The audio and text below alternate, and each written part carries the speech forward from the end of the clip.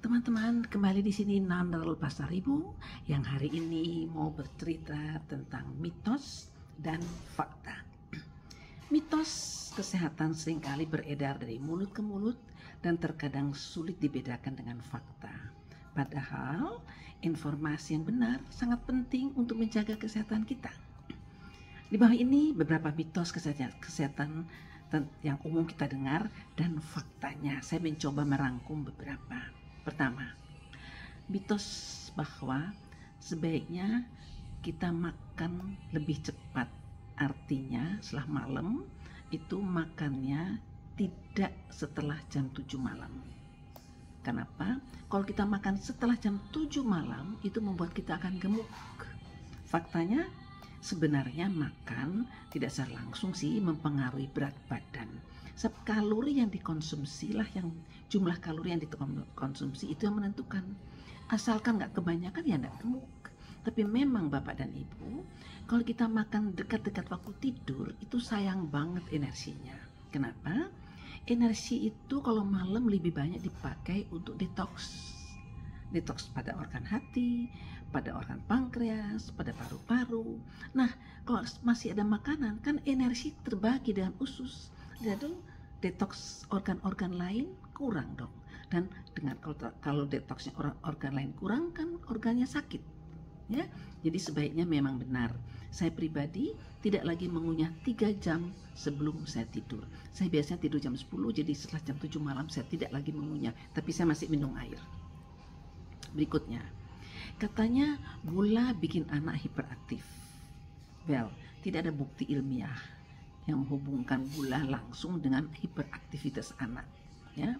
Sebab sebetulnya kalau anak-anak hiperaktif kadang-kadang ada faktor lain, ada stimulasi yang lain.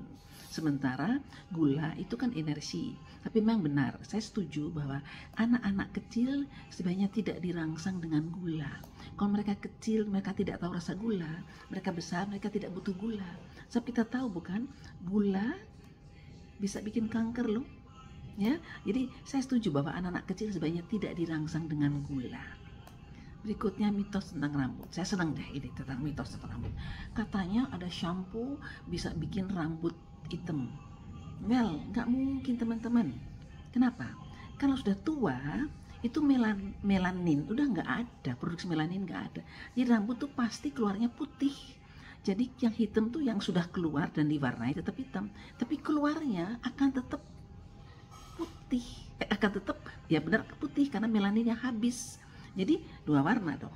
Jadi saya nggak percaya bahwa ada shampoo yang bisa membuat melanin sehingga tumbuhnya hitam. Tapi ngomong-ngomong saya pribadi, aku sih suka sih rambut putih, bagus ya. Putih keabu-abuan loh, ojo putih nemen. Berikutnya mitos tentang antibiotika. Sedikit-sedikit anak-anak kecil dikasih antibiotika. Flu pun influenza dikasih antibiotika. Salah teman-teman. Kenapa? Influenza itu disebabkan oleh karena virus. Sementara antibiotika itu hanya mematikan bakteri.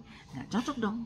Ya, jadi sebetulnya kalau flu nggak usah dikasih antibiotika.